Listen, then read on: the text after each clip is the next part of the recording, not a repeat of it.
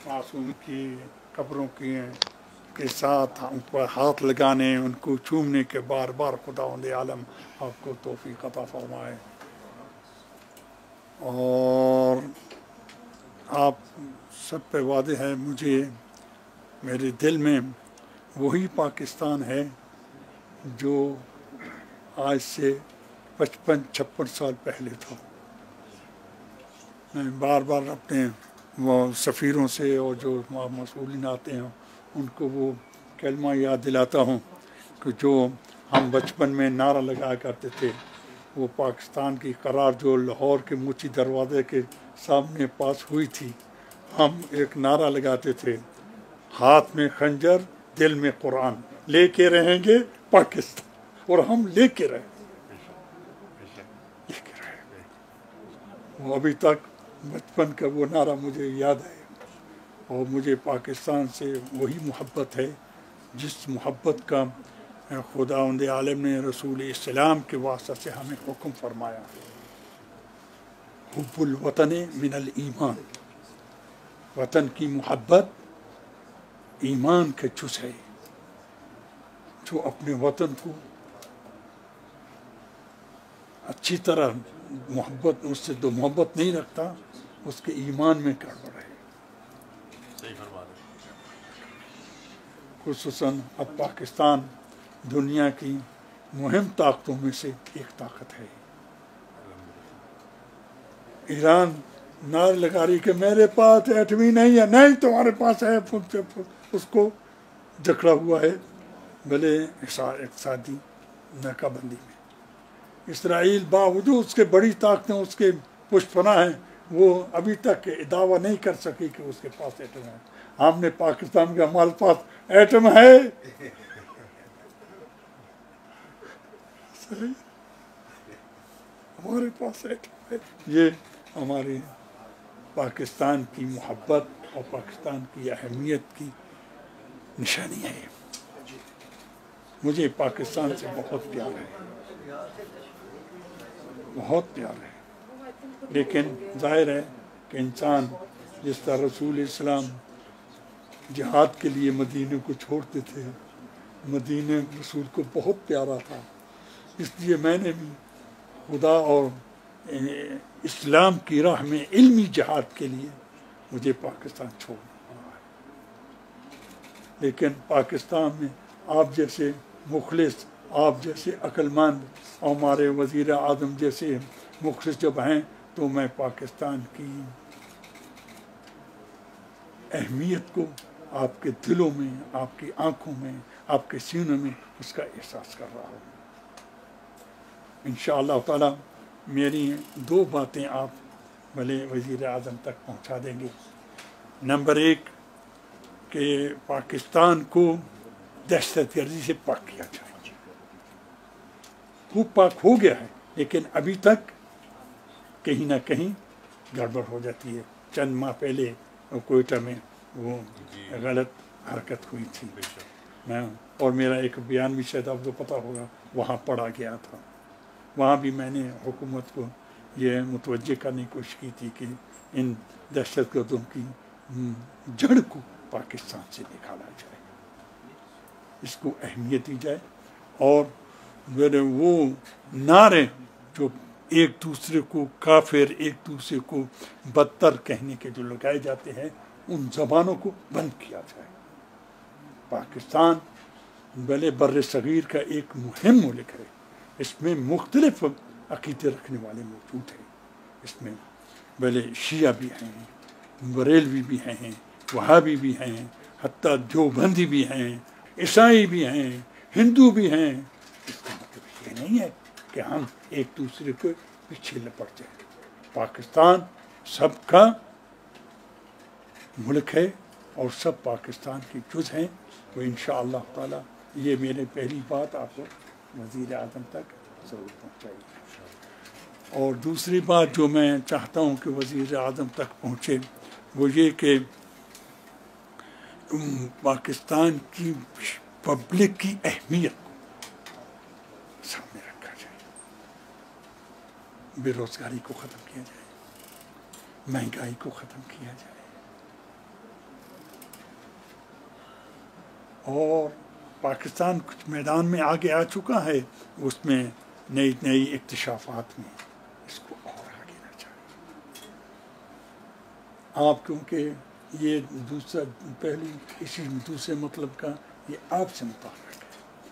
چاہتا ہوں کہ پاکستان دنیا کی ممالک سے خوب اسرائیل کو طرف رکھے، اسرائیل کو علیحدہ رکھے، بقیہ پاکستان کو بقیہ ملکوں کا سربراہ ہونا چاہیے.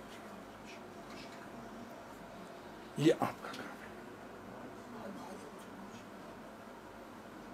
پاکستان کا تاج اس لحاظ سے آپ کے سر پر ہے.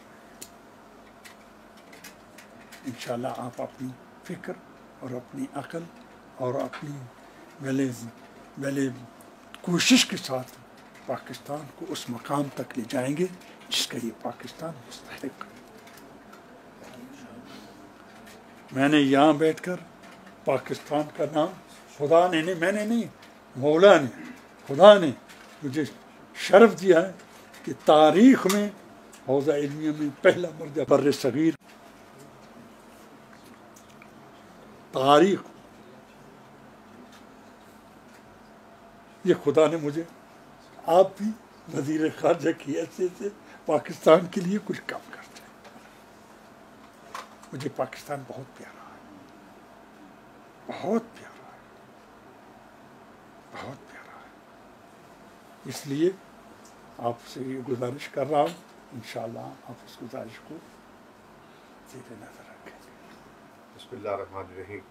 بسم اللہ الرحمن الرحیم. سب سے پہلے تو حضرت میں آپ کا بے حد مشکور ہوں کہ آپ نے اپنی مصروفیات میں سے وقت نکالا اور مجھے اجازت دی کہ میں آپ کے ہاں حاضری دے سکوں. اس کے بعد مجھے یہ کہنے کی اجازت دیجیے کہ آپ کی پاکستان سے جو محبت کا آپ نے اظہار کیا ہے اس کو سامنے رکھتے ہوئے مجھے یہ کہنے کی اجازت دیجیے کہ ہمیں آپ پر فخر ہے.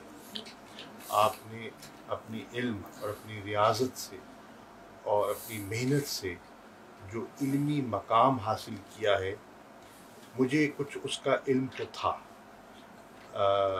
غائبانہ طور پر، آپ سے ملاقات نہیں تھی، غائبانہ تعارف تھا. مجھے آپ کی شخصیت کا اور آپ کی دینی خدمات کا علم تھا، لیکن میں پہلی مرتبہ عراق آیا ہوں اور مجھے کل موقع میسر آیا عراق کے صدر سے ملنے کا اور عراق کے وزیر اعظم سے ملنے کا.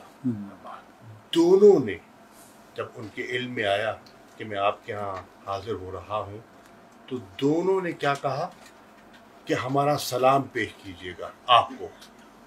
اس سے مجھے اندازہ ہوا کہ یہ جو یہاں کی قیادت ہے وہ آپ کی فہم و فراست کی کتنی قائل ہے اور آپ کی اہمیت کیا ہے میرے دل میں تھی، وہ دوبالا ہو گئی. ایک تو بحثیت یہ خدا کی رحمت ہے، بے شک بے شک خدا کی بے شک خدا کی رحمت ہے.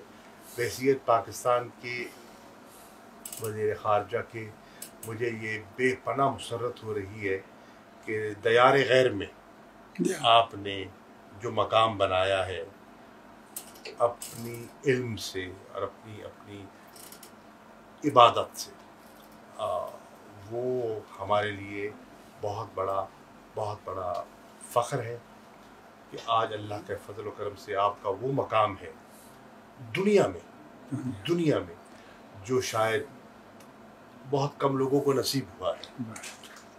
اس مقام کے باوجود آپ نے جو اپنی یہ فقیری اور اپنی سادگی اپنائی ہے، یہ اپنی مثال آپ ہے. یہ ہے ایک جسے کہتے ہیں نا ایک مٹی ہوئی شخصیت کی عملی پہچان جو میں اپنی آنکھوں سے دیکھ رہا ہوں.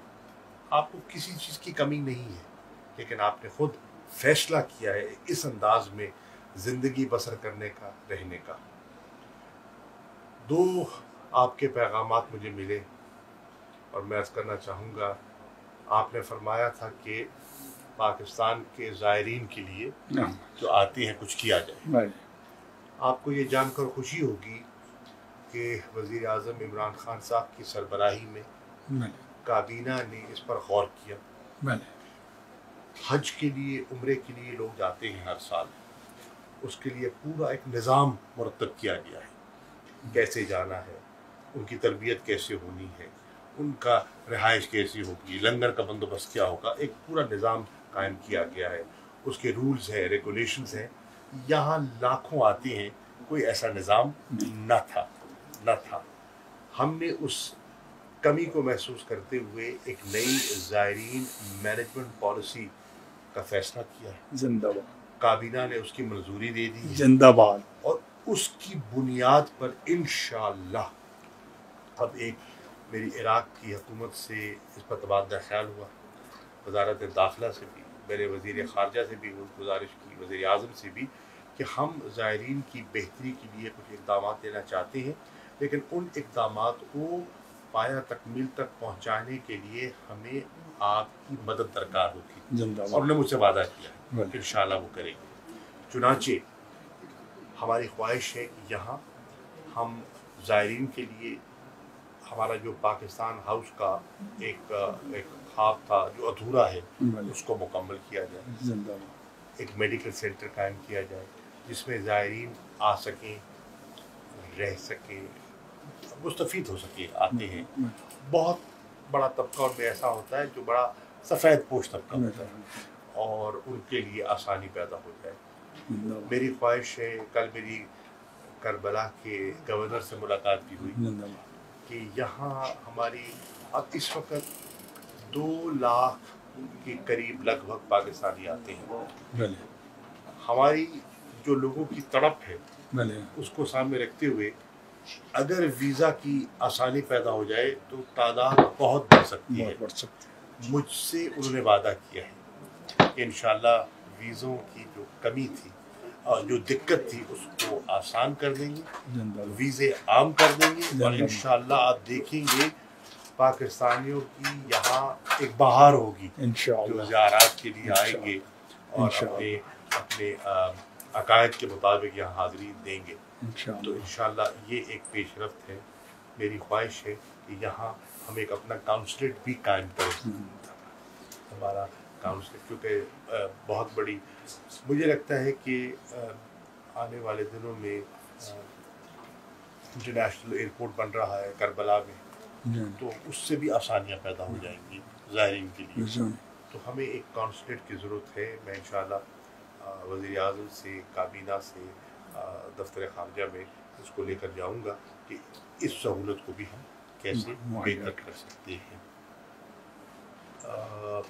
تو یہ انشاءاللہ جو آپ کا حکم تھا اس کی تعمیل ہوگی.